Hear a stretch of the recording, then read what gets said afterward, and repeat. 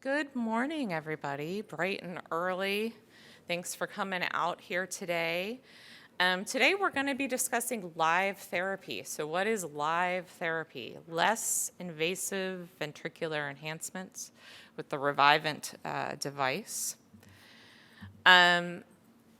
We have thought leaders in the field that are going to help discuss this device and novel therapy today. So the whole purpose of THT is to get a bunch of thought leaders together, think about novel interventions that can add to guideline-directed medical therapy to improve outcomes in patients with heart failure. And that's what we're going to do today.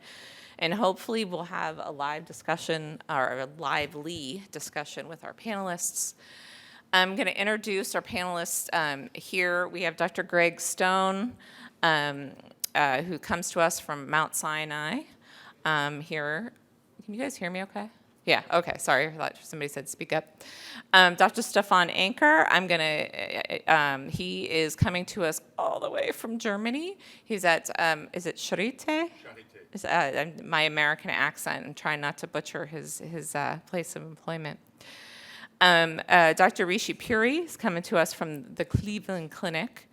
Dr. Ryan Tedford from warm and sunny MUSC, he's a heart failure cardiologist there. And then Dr. Patrick Klein, I think he's joining us virtually, right, from the, he's on his way. Okay, so not just virtual, but actually in real life. So the agenda is laid out here to the left. The important thing is we're going to have our panelists give their talks today, and then that last 15 minutes, we're going to get into kind of a didactic, hopefully engaging discussion. This is a smaller room, too. So if you have questions, we have the ability to have you guys engage with us and shout out questions and talk with us. So why are we talking about live therapy? Well, we know without a doubt that heart failure in the United States and across the world is exploding. Our interventional cardiologists have done a wonderful job with door-to-balloon times, opening those vessels. But patients are living with some degree of cardiomyopathy. You add that growing obesity, diabetes, hypertension, and you just see a marked increase in heart failure across the world.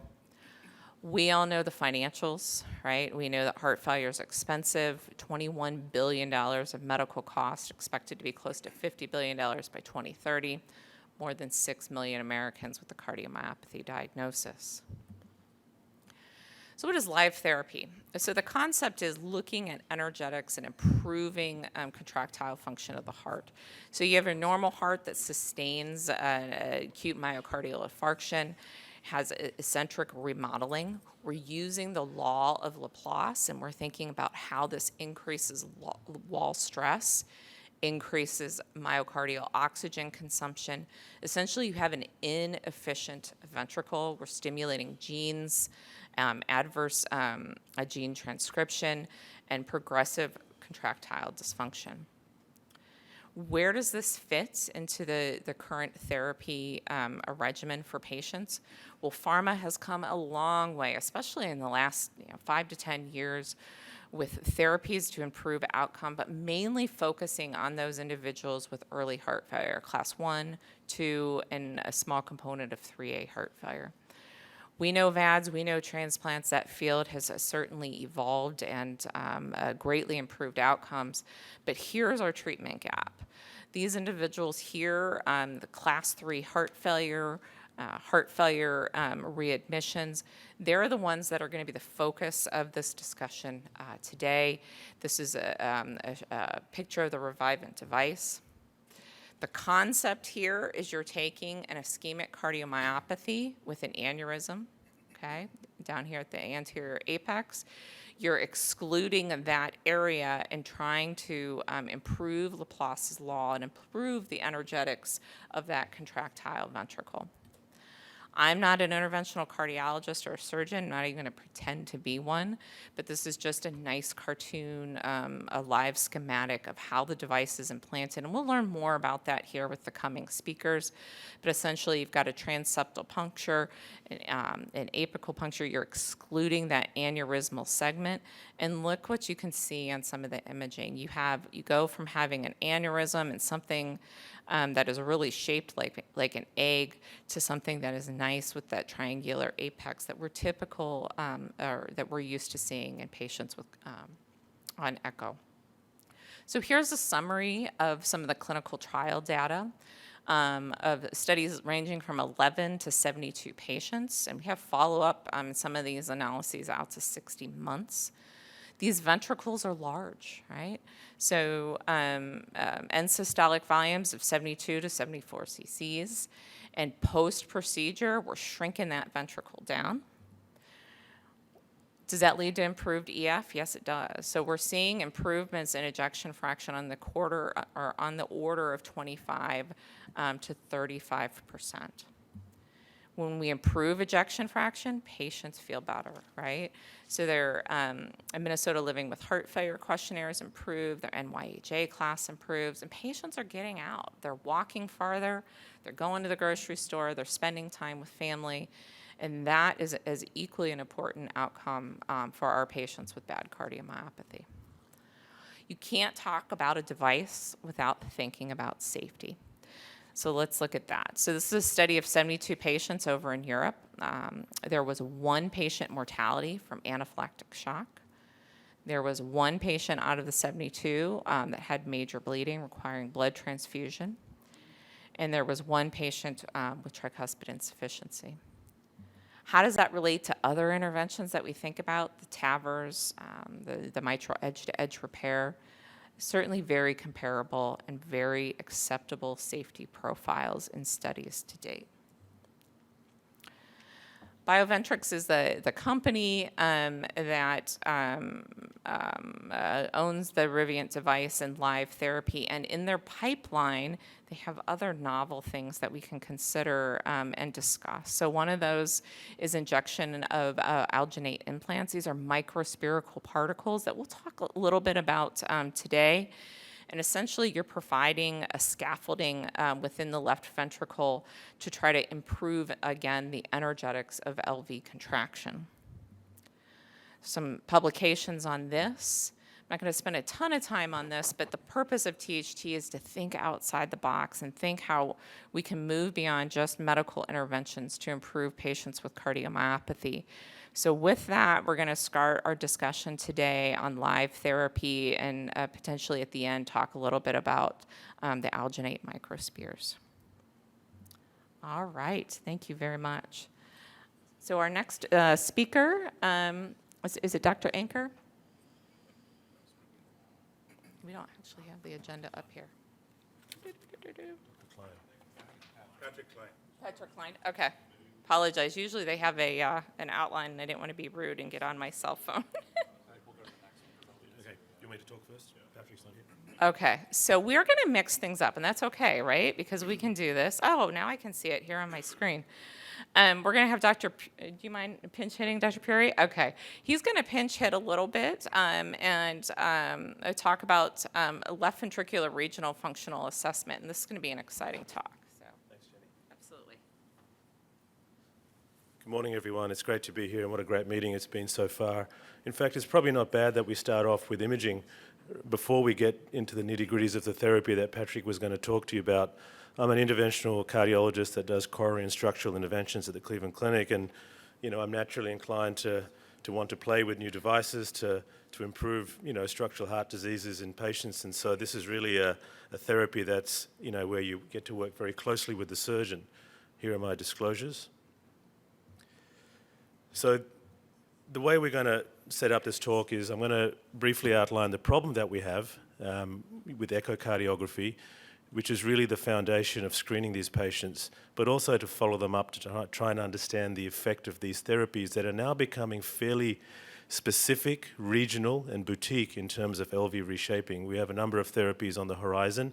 Some are, prime time therapies at the moment, but there are some new therapies that are sort of early, sort of preclinical therapies that are coming. And so we're going to have a solution to better understand how to apply these therapies to left ventricles that are structurally and functionally dysfunctional, and to assess the outcome of these therapies. And I'm going to share with you some data that is based upon a novel imaging methodology called inward displacement that we feel may play a prominent role in understanding how to screen and measure the outcomes of these patients undergoing LV reshaping therapy. So transcatheter hybrid reshaping interventions are prime time in certain circumstances, such as the Bioventrix therapy, which has been commercial in the EU for some time now. We're at the pointy end of the ALIVE trial that you'll hear about a bit later on, where hopefully enrollment will finish very quickly in the coming weeks or months, and we're really sort of looking forward to some data that we feel is probably going to show some benefits in these patients. Those of us who have treated these patients with this device, we've certainly seen some really good outcomes. So we're really excited to see those data come out eventually. The foundation for understanding which patients to apply these therapies is really based upon having an optimal imaging methodology to not only find these patients, to then direct the right therapy for the right kind of ventricle, but to also then understand the effects of these therapies. Echocardiography is limited. There is operator-to-operator variability. There are problems with certain people having poor echo windows, and the reproducibility is modest. Having said that, the Menicanti group, led by Mrs. Castelvecchio, very recently published an elegant paper highlighting the ability of the ventricle to reverse remodel at a distance. So these were patients who underwent surgical ventricular reconstruction, similar to the live therapy, had their apices sort of remodeled, scar excluded, and what they were able to use echocardiography, but high-end echocardiography, 3D speckle tracking echo with offline computational fluid dynamics and shear stress analysis to show the reverse remodeling at the mid and basal segments of the left ventricle. Clearly, this is not practical in everyday clinical work, and so we need a solution for this problem. Cardiac CT and MRI is fundamental in procedural planning for LV reshaping therapies. The strain packages that were developed on CT and MR were essentially validated on normal subjects, not very well validated in patients with ischemic heart failure or HFrEF. We're all very familiar with the AHA 17-segment bullseye model of the left ventricle, segregating the left ventricle into these segments. We can certainly apply these principles and this nomenclature to come up with a novel solution to better identify and assess the left ventricle for LV reshaping therapies. And so this is a methodology that's been termed inward displacement. It measures regional wall motion analysis. It's based on the same feature tracking principles of strain. It uses the standard 3 long-axis views that we get on echocardiography, and it's applicable to both cardiac MRI and CT. It avoids the interference from neighboring segments, as does strain. It's simple and reproducible, and it's operator independent, unlike transthoracic echo. So what is inward displacement? So the inward motion of the endocardial wall towards to the left ventricle or the center of contraction is applied to each of these 17 segments. If we imagine that every ventricle has its own unique center line, and the ability to derive that center line has actually been validated decades ago in animals and humans using aortography and ventriculography. If we take this principle and we apply it to CT and MRI, we can derive a center line for each ventricle that's unique, and the distance that each of those 17 segments or any point across the endocardial border that contracts towards the center line is inward displacement. So to further highlight, so it is really the value defined for each point of the endocardial border given by the component of the displacement vector towards the true LV center. And we look at it in diastole and end systole, and we simply report it as a percentage of the theoretical maximal contraction to the center line.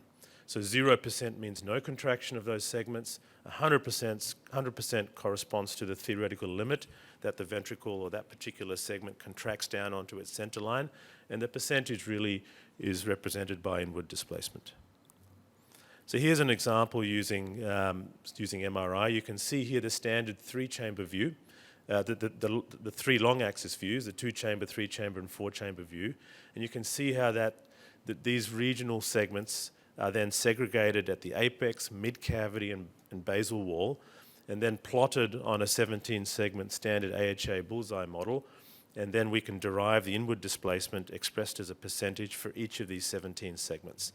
And we can reproducibly do this both pre and post any therapy that reshapes the left ventricle. So how to interpret this? It's fairly simple. We all know that dark red is typically good, blue is bad. If you have 0% inward displacement, that tells you that you're moving towards complete hypoconsent is completely an akinetic segment. And below 0% represents a dyskinetic segment. So here's an example of a cardiac MRI taken both pre and post live therapy with the Bioventrix Revivant device. You can see here a fairly adversely remodeled LV showing a huge anteroapical scar, dyskinetic sort of apex, and you can see the effect of the live therapy in reducing not only the volume but improving the function in the segments at a distance.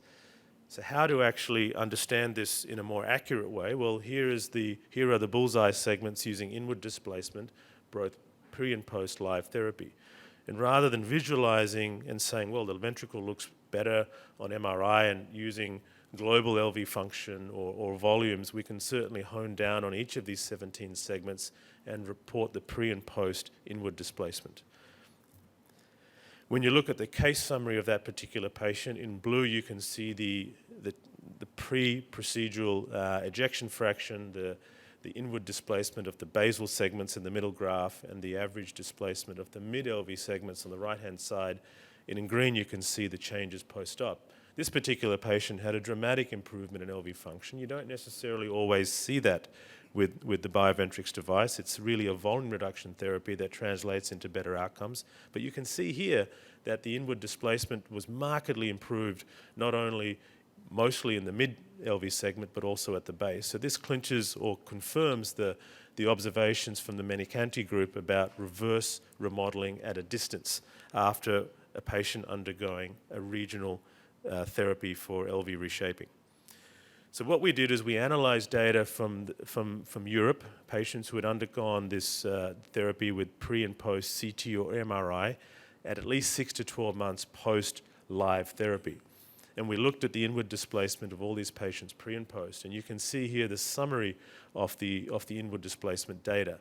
You can see that in blue, the basal segments and the mid segments pre, and in green, those same segments and their function or inward displacement post. You can see a 25% increase in basal function, and you can see a 37% increase in the mid segments. When we look to see how this correlated with some of the functional outcomes of these patients, you can certainly see a significant trend towards improvement in NYHA class. You see more patients in blue and yellow at follow-up as compared to at baseline. So certainly it's tracking with some meaningful functional changes. The 6-minute walk test showed a significant improvement. Again, these are 21 patients, a small data set, but showing some encouraging signals when we are applying this imaging methodology and correlating it with improvement in outcomes. The Minnesota Living with Heart Failure questionnaire scores also improved significantly. When we look at the end diastolic and end systolic volume, that jumped. Sorry. When we look at the end systolic and end diastolic volume indices across the board, we also see significant improvements over time.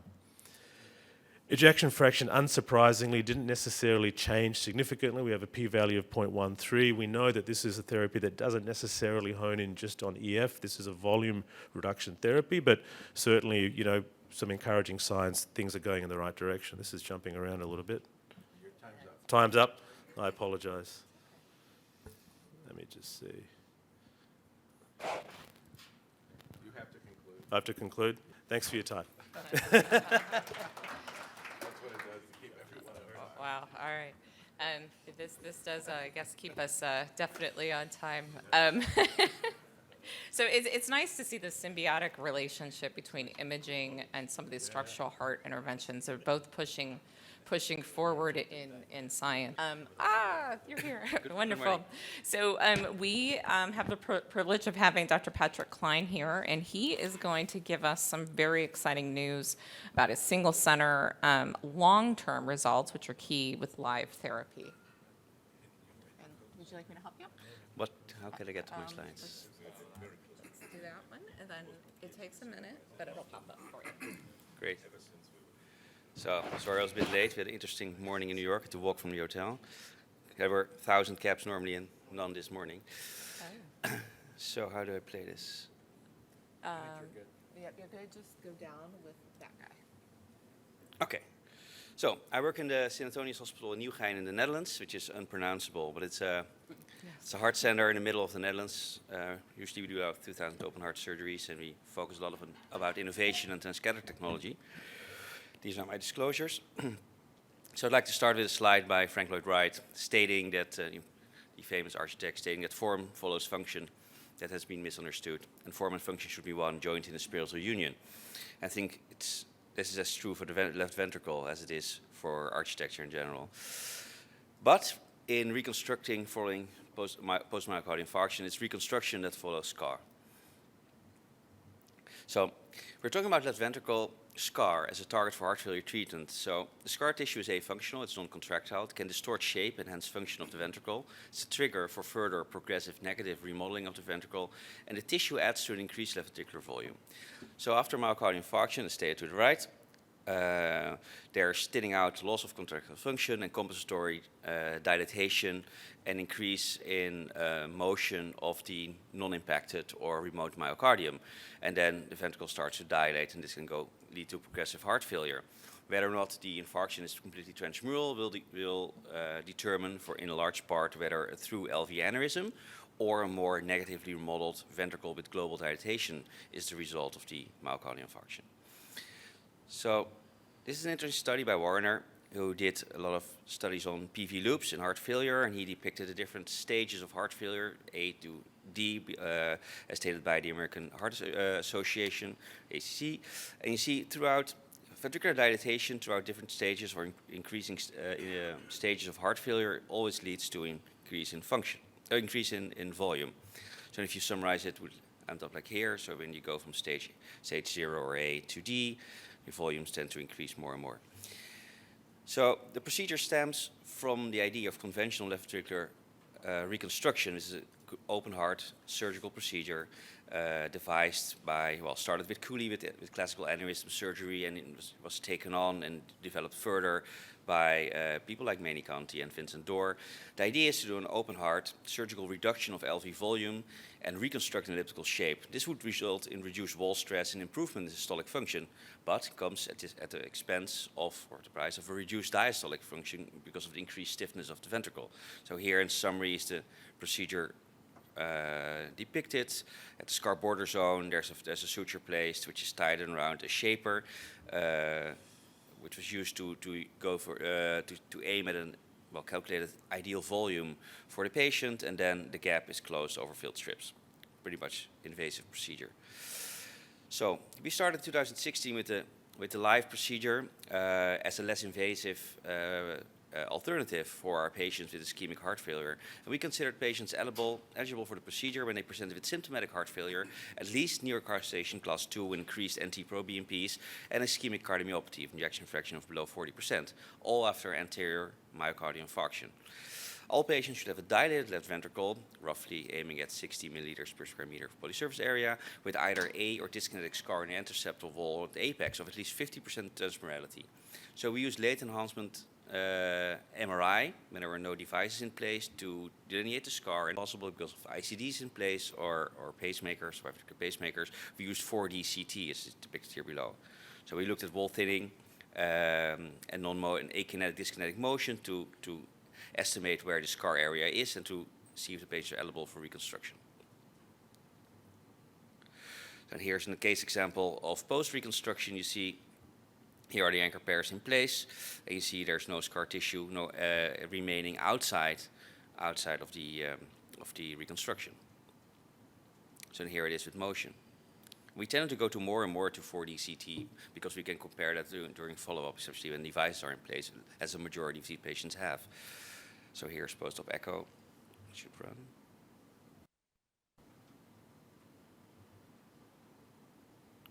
So the procedure is performed through this, as shown before, through this mini thoracotomy on the left side. And here you see the fold where the external anchors actually are in place. So between October 2016, when we started this program, and January 2022, 30 patients were operated in a single Dutch center. Our program was put on hold for a little while because of COVID restrictions. So the average age of the patients were 62 years, predominantly male, ICDs preoperatively in almost 50% of the cases. These are the rest of the demographics. NYHA class is between 2 and 3, so let's say 2.8 in general. So this is procedural data. So we used on average 2.3 anchors to reconstruct the ventricle. On average 1 internal anchor and 1 to 2 external anchors. Skin-to-skin time is about 2.5 hours. Here's fluoroscopy time. We had 3 events, 1 lesion of tricuspid valve in the early experience, 1 conversion because of a wall-hugging organized thrombus that did get dislodged, so we had to convert it to open surgery to get the thrombus out. And then we used the anchor system to still reconstruct the ventricle. And 1 postoperative revision, which was interesting because, as we learned, if you plicate the scar tissue and you go way too much basal, posterior on the septum, and you tend to fold the segment in between into the right ventricle. This happened in one of our cases, so we had to go back a few days later because of RV restriction and failure to take out an anchor pair, and after that the patient recovered. Median duration of ICU stay is 2 days, and median length hospital stay is about 7 days. There's no hospital mortality, there were no strokes.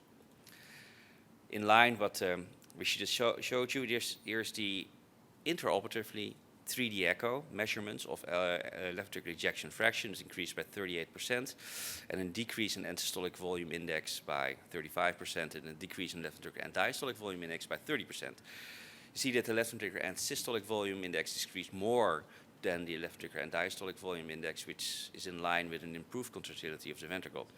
However, as we all know, using echo, especially doing follow-up, especially in these deformed ventricles who are not symmetrical, echo measurements of volume ejection fraction is not pretty much accurate. So recently we started using LVT VTI measurement as a surrogate or as a marker for cardiac output, and to do that for follow-up. So here are patients that had at least a follow-up of 3 years, which resulted looking at the long-term data. And here you see the LVT VTI pre, and here you see the LVO VTI post. And in general, there's an increase of about 12%. Normal LVT VTI for non-heart failure patients would be somewhere between 18 and 22. So you see here, majority tend to go near these at least measure of 18. Of course, because of this small series, p-value is 0.98. I think it has to do with the small group. But it does show that in long-term follow-up, there's an increase in cardiac output in these patients. So I said no hospital mortality, no strokes. There were 4 late deaths, and survival now at 5 years is 85%. There's 1 readmission only for heart failure in this duration, 1 for primary PCI and RCA, and 2 for ICD therapy. It rounds up to this survival. And then if I compare the live therapy to other more recent and older heart failure trials, I think it's interesting we could theoretically position the procedure here. Here's the DAPA, here's Paradigm, here's Emperor, here's Galactic. And you show, if I look at our own data, cumulative incidence at 2 years for cardiovascular death and readmissions for heart failures is about 18%. So it could be an interesting procedure to add to our patients with suitable scar. So here's the symptomatic status over time. So this is preoperatively, 5 patients in class 2, 19 in class 3, and 3 in class 4. And here you see the change in NYHA class over time. There's an improvement in 21 out of 27 patients. This follow-up we did end of last year, so it's about 78%. There's no difference in 3 of these, and deterioration or mortality also in 3. So in general, large majority of patients do show important functional improvement over time. This was an average follow-up of almost 3 years. So to conclude, our experience, the live procedure is a promising treatment option targeted myocardial scar for patients with symptomatic heart failure after large anterior and septal myocardial infarctions. And our single center 5 years result demonstrated the procedure is both safe and result in significant improvement in ejection fraction symptomatic status of the patients. Thank you very much. Thank you so much for that. That was wonderful wonderful talk, and thank you for joining us. I know that very long trip to get here to New York City, and we greatly appreciate it. Again, we're going to have our discussion at the end, so if you have questions, just kind of jot them down, and we'll go over them towards the end. It certainly is a privilege and an honor now to introduce Dr. Tedford. He's going to talk about the positive impact of structural reverse remodeling with LV restoration. And very importantly, as our field moves forward, talk about market opportunity. All right. Well, Jen, thanks for the introduction, and many thanks to the team for the invitation to share some discussion with you this morning at this early session. These are my disclosures. I am the MUSC principal investigator for the ALIVE study. So I think as everybody in the room knows, the bigger the LV, the worse the outcomes. We have lots of studies to suggest that. Here in this early study from 1997, we can see that the larger the LV, here measured by the end-systolic volume index, the higher the risk of heart failure hospitalizations as well as mortality. And this is really true even in patients who do not have severe symptoms. Now, Jim Udelson and colleagues also have shown us that if we can reduce the LV size with therapies, these patients tend to have better outcomes. So here in this study, showing that if your end-diastolic volume reduces with therapy and your end-systolic volume reduces with therapy, those are the blue dots, those individuals have a reduction in mortality compared to those who remain enlarged. And of course, we have the STITCH study, which was surgical ventricular reconstruction that did not overall have positive outcomes. Yet, as we do with so many studies, we take a look at subgroups to see who potentially would benefit from these therapies. And it's probably not surprising to any of you, those individuals who had more reduction in LV size actually did better. So on the left-hand side here, if the individuals had a reduction in their LV end systolic volume index to less than 60 milliliters per meter squared, you can see their mortality at follow-up was about 10% compared to upwards of 30% in those individuals that did not achieve that reduction in volume. And on the right-hand side, just showing that the relative change in LV size, if your LV end systolic volume index reduced by more than 30, your outcomes were better. So I was asked to discuss our first patient in our study, and this was a 66-year-old gentleman with an ischemic cardiomyopathy. He had diabetes with severe neuropathy. He initially presented with new onset atrial fibrillation. His ejection fraction was found to be about 30 to 35% at that time. He had a stress test that was markedly positive, and he, at an outside institution, underwent multivessel PCI to the LAD, diagonal, and RCA. 3 months later, unfortunately, he had an anterior ST elevation MI and had another PCI to the LAD. After that, over the next few months, he really worsened. He had 2 heart failure hospitalizations. He had difficulty tolerating guideline-directed medical therapy due to hypotension and worsening renal function. Given his continued heart failure symptoms, he was referred to me for further evaluation. At that time, he was on a medium-dose beta blocker. He was truly intolerant of an ARNI as well as an aldosterone antagonist. So when I saw the patient, he had a modestly low blood pressure, heart rate was 64. He was markedly volume overloaded, as you might expect. JVP was elevated to the jawline. He had significant lower extremity edema. And this was his echocardiogram, ejection fraction of 31%. The left ventricular end diastolic dimension quite enlarged at 7.5 centimeters, and he had anterior septal and apical akinesis. So I ended up admitting him for IV diuresis and an evaluation for advanced heart failure therapies given the severity of his symptoms and overall trajectory. We were able to diurese him 24 pounds and get him back onto some medical therapy. And after that, we repeated a right heart catheterization that showed we were successful for the most part in getting the fluid off. His right atrial pressure had normalized, but he still had an elevated wedge pressure and a reduced cardiac index at 1.7. And despite this optimization, he really still had class 3 symptoms. Cardiac CT was done, showing an ejection fraction of 30% and really, again, huge LV volumes with myocardial thinning and evidence of scar in the mid and apical segments, along with decreased contractility. And here's that CT scan. You can see that the apex there is somewhat dyskinesis with evidence of scar. So now what do we do for the patient? And of course, we get the patient on guideline-directed medical therapy, and after diuresis, we're able to get him at least on modest doses of our quadruple therapy with beta blockers, ARNIs, aldosterone antagonists, and SGLT2 inhibitors. We thought about an evaluation for a heart transplant or a left ventricular assist device, but he had severe neuropathy from his diabetes, a relative contraindication to transplant.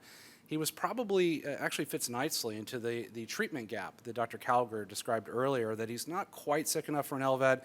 And frankly, he told me, "Doc, I just don't want that. So what else can you offer me?" And so we offered him enrollment in the ALIVE study.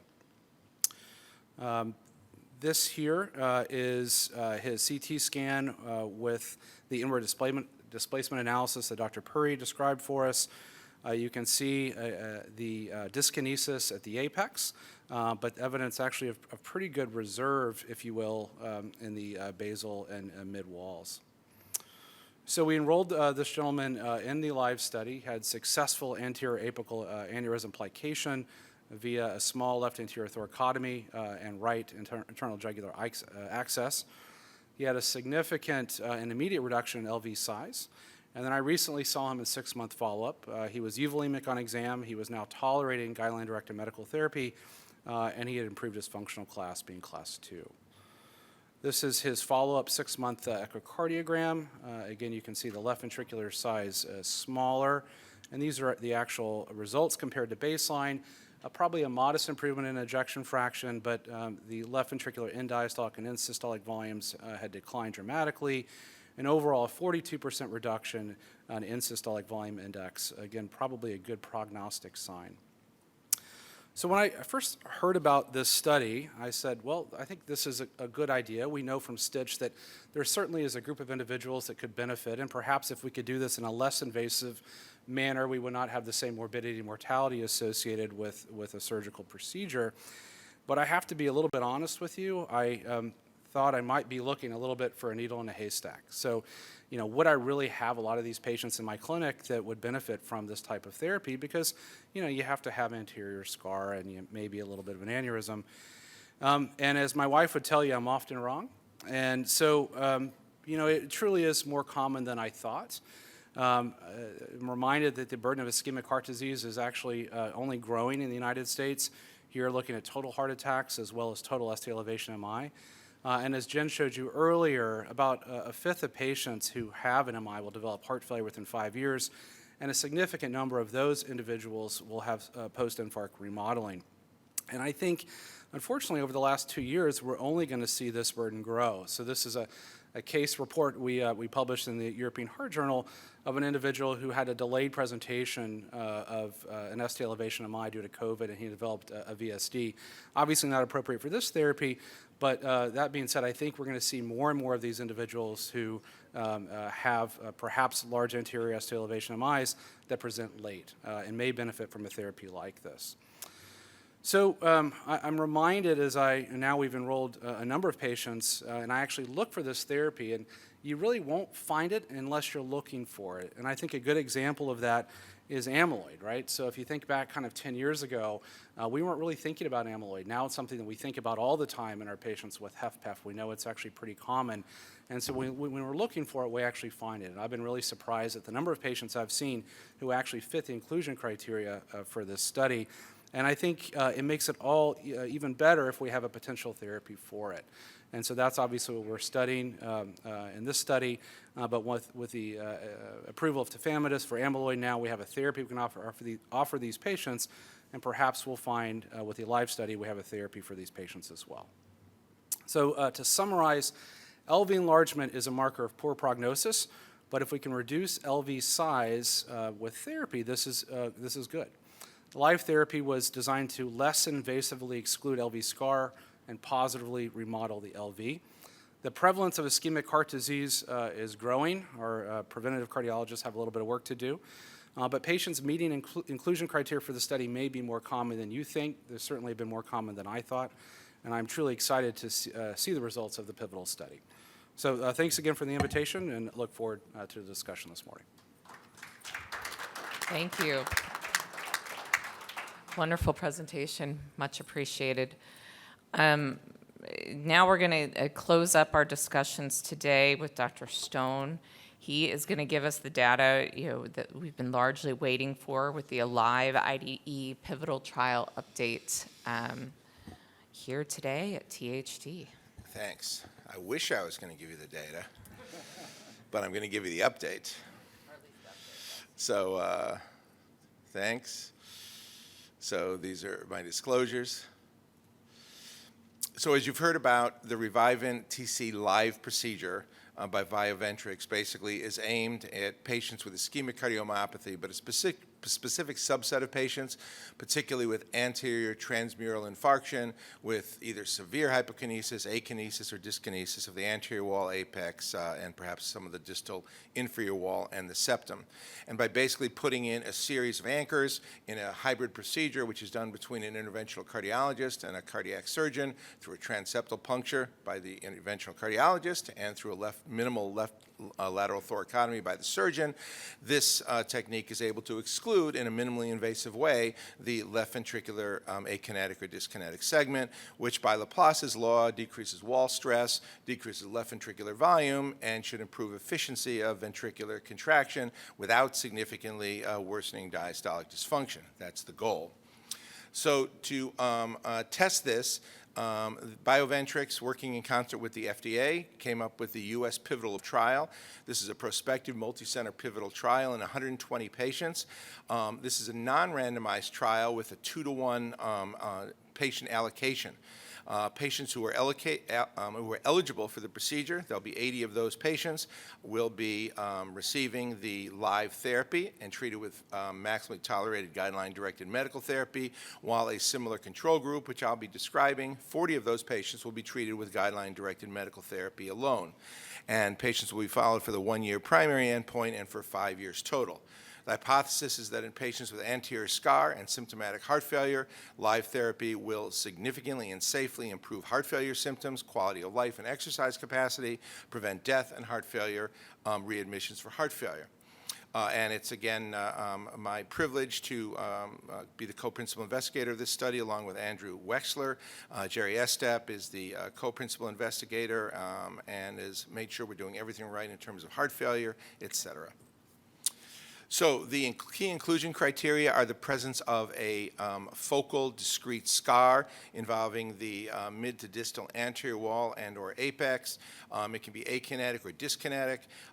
Again, it's septal, anterior, anteroapical, or anterolateral. The ejection fraction has to be less than 45%. The left ventricular end-systolic volume index must be increased, greater than 50 mLs per meter squared, and patients have to be in NYHA class 3 or 4 despite guideline-directed medical therapy. These are two examples of ventricles that would nicely qualify. The key exclusion criteria are unresolved thrombus or mass in the left atrium or left ventricle, a pulmonary hypertension, prior pericardiotomy or open surgery, and significant functional or degenerative mitral regurgitation. Now, the control group must meet all the entry criteria except for one of the following. Either they have undergone previous pericardiotomy, left thoracotomy, or open heart surgery, or the LV aneurysm or scar location does not permit treatment with the study device, or the patient elects to be enrolled in the control group. So the patient basically just does not want to be included. But the control group can have these other exclusion criteria, that is contraindications or inability to adhere to systemic anticoagulation, known hypersensitivity or contraindication to device materials, previous pericardomy, left thoracotomy, prior surgery, significant pericarditis, et cetera, et cetera. So the primary effectiveness endpoint is the 12-month rate of a responder analysis. So it's basically the freedom from any hospital readmission for new or worsening heart failure and improvement in Minnesota Living with Heart Failure quality of life score by at least 10 points and improvement in 6-minute walk distance by 25 millimeters and improvement in New York Heart Association class by at least 1 grade. And of course, the patient has to be alive to meet those criteria at 1 year. So all of those have to be present. And of course, the control arm will be compared with the therapy arm. Then there are 2 primary safety endpoints. I won't read them in detail here, but here they are. So currently, of the 120 patients, 110 have been enrolled, 77 in the treatment group, 33 in the control group, at 27 actively enrolled sites. So we're coming up on the 120 planned patients. So in summary, reducing heart failure in patients with large anterior MI represents a major unmet clinical need. And there's no doubt that the Revivent TC therapy can markedly reshape the left ventricle and in many patients will substantially reduce LV volume and improve ejection fraction. In the large scale, we didn't get to talk about this for time, but in the large scale randomized STITCH trial, surgical ventricular reconstruction with CABG was safe but did not improve outcomes compared with CABG alone. Possible reasons include suboptimal patient selection, inadequate volume reduction, or postoperative diastolic dysfunction, and we've tried to overcome those in the ALIVE trial. As a result, because of this, surgical vascular reconstruction is weakly supported by the guidelines and is rarely performed. It also has substantial mortality and morbidity associated with it. So the bottom line is that the live therapy now, which is a lesser invasive approach, which as you've seen from the earlier presentations, has been associated with an excellent safety profile, and in many patients, substantial improvement in both left ventricular geometry, function, and clinical outcomes, is now undergoing this investigation, and we hope to have these results for you in probably about a year and a half. Thanks very much. Excellent. Thank you very much. So now we're going to go just into the discussion. Again, if anybody else in the audience has questions, and I'm just going to throw out some questions to the group and hopefully have a lively discussion. So I'll start with Dr. Tedford. The field is evolving so rapidly in options for managing patients outside of GDMT. We have CLIPS, we have these CCMs. Where do you see live therapy fitting in to this regimen? We know the class of patients, NYHA 3, ambulatory 4, but where do you see this fitting in? Yeah, Jen, it's a great question. I think it's that treatment gap that you described. Those patients that, despite all of our guideline-directed medical therapy, still are symptomatic, yet either are not candidates or are not quite sick enough for more advanced therapies. I think it'll be interesting to see, what the positive impacts are on this less invasive remodeling. Could we eventually see that patients, even with more severe valvular disease, obviously excluded from this study, could benefit from a therapy like this? And so, it's an exciting time to be in the field. We have lots of different devices that may theoretically help this group, but I think it's a major unmet need, and I think time will tell about, how exactly this therapy fits in. Okay, thank you. Dr. Klein, we know the target really is that LV aneurysm. When we're looking at these 3D CTs and the MRIs of the patient, what are the other things that are going through your mind from an anatomical standpoint when you're considering a patient? The LVH, RV function. Can you just kind of walk us through your thoughts on evaluating patients for live? Yeah. So importantly, I think the aneurysms constitute a subset of the remodeled patients, but I think there's also a large group that, as I said, it's not really aneurysmatic, but are globally dilated, but there is adequate scar in the anterior wall and/or septum.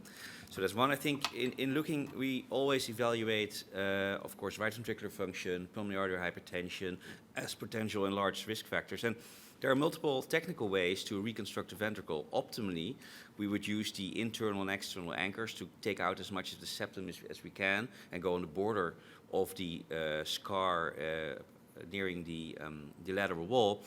Sometimes we think because the ventricular function is so poor, pulmonary arterial hypertension is so severe, RV function is diminished, we tend to use a more surgical way to reconstruct the ventricle, so it's in very high-risk patients. That's in consideration. Scar delineation scar location is very much important, and these very globally dilated ventricles, they're really, really large. that is making a reconstruction technically a bit more difficult in the extremes.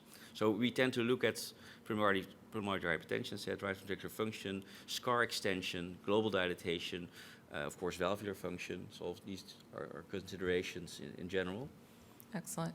Dr. Puri, mitral regurgitation, significant mitral regurgitation is one of the contraindications for enrollment in the ALIVE trial. Can you just touch on that, explain, the interlinking here between this therapy and MR and remodeling? Yes, we know, at least 20% of the HFrEF patients, and HFrEF has, a variety of etiologies, will have secondary or functional MR. And so, obviously with the apical scar and adverse remodeling, you can certainly get tethering of the mitral valve leaflets and you can get secondary MR. And so, but sometimes, we've seen that when you apply this therapy to these patients, even though severe MR is contraindicated, in those patients with less than severe MR, you can certainly sometimes see some improvements. So, it begs the question that once this therapy starts to become more expanded outside of the tight constraints of a pivotal trial, and certainly Patrick has a lot of experience along with some of his European colleagues, you can certainly start to sort of see some of the important changes that can occur in a subset of patients with MR. And I'm just going to open this up for the group, as we learn from the surgical door procedures, and as heart failure specialists, we really appreciate that septum, right? The contractility of the septum as it relates to RV function and just a general, the LV kinesis. Part of the revascularization for the door was, making sure there was perfusion to the septal perforator. Any thoughts on how that could apply when you're looking at the angiograms for these patients, looking at their imaging as far as where the stenoses are in their vessels, and how you can apply that knowledge that we learned from the surgical literature to this? Is that to me? Anybody? Yeah, I think, when we do primary PCI, we want to get the major epicardial vessels open. That's our primary goal, to restore prompt and timely reperfusion. Sometimes you do get sludge, thrombus, plaque shift down the septals. Typically, we don't chase septals. Some people do. It's controversial. Sometimes keeping it simple and keeping your focus on the main game is going to be better for the patient and for the intervention. And so, it's intriguing. We block septals for HOCM and in other structural heart procedures to, for example, prevent LVOT obstruction when we do transcatheter mitral valve replacement. And so you can apply two different kinds of therapies to the septal vessels. But typically, these ventricles are typically way beyond help using conventional therapies. And so if you're knocking off small septals mid to distal wall with the aim of remodeling the ventricle after your therapy, it probably is of less rather than more concern. Dr. Calgar, I'm glad you mentioned the right ventricle, of course. I was curious for Dr. Puri and Dr. Klein, do you have any information you could share about what is happening to the right ventricle with more longer-term follow-up? Are we seeing improvements in septal function with the LV size reduction? I think we didn't really study the right ventricle per se. I think you don't see deterioration. So what we did do is study diastolic dysfunction after this procedure, as measured by echo. And interesting is to see that our worries were also with the surgical ventricular reconstruction, that you induce an amount of diastolic dysfunction. And what we see here with the live procedure is that this diastolic dysfunction is not happening. So there is an increase in contractility, but it's not at the expense of diastolic dysfunction. So in our experience, we don't really see a deterioration of RV function over time. Interesting. All right. This is another general question, and maybe especially to Dr. Puri, who did our imaging talk. The imaging software and technologies has just evolved light years since I was a fellow. Is there a way to use some of this software to predict how well the LV will function after your ventricle? Basically, to just do some modeling to see if the LV, the dynamics potential for excluding that scar area. Yeah, it's a great question. The simple answer is we don't know yet. It's all there to be done. I think the first step is to validate the methodology, which is what we're doing. We need to increase our sample size. We need to look at more normal hearts to understand which of these segments using inward displacement, what's the normal range for each of these segments. We know the septum doesn't necessarily come in as much as a lateral wall, so what is a normal inward displacement for basal septal region as opposed to basal anterior or lateral wall? We still have to define that. We have some ideas about how to do that, but we're still in the process of defining that. But look, there are some therapies, and you mentioned hydrogel. It's kind of flown under the radar a little bit in this meeting. The gentleman sitting next to me led the pivotal trial a few years ago. That certainly, in the context of a thoracotomy, a surgical procedure, there were some really intriguing outcomes from a functional perspective for the heart failure patient. Hydrogel implantation is now going to be a transcatheter solution. And so we can now apply potentially inward displacement and segmentalize the left ventricle and use that during a peri-procedural therapy to guide your hydrogel injections. So very intriguing. You can set up your procedure on the basis of these imaging modalities. So Dr. Cohen is hiding, and I apologize because I couldn't see Dr. Cohen hiding down there. But can you tell us a little bit about the alginate hydrogel concept? What's the basis? What's the physiology there? Just so that we get an understanding. Well, it's another form of reshaping the ventricle. You basically create a thicker left ventricle and thereby change the physics of the heart. It's another way of using the Laplace law. Biventrix with the Revivent procedure is doing this, and the alginate approach can do that as well.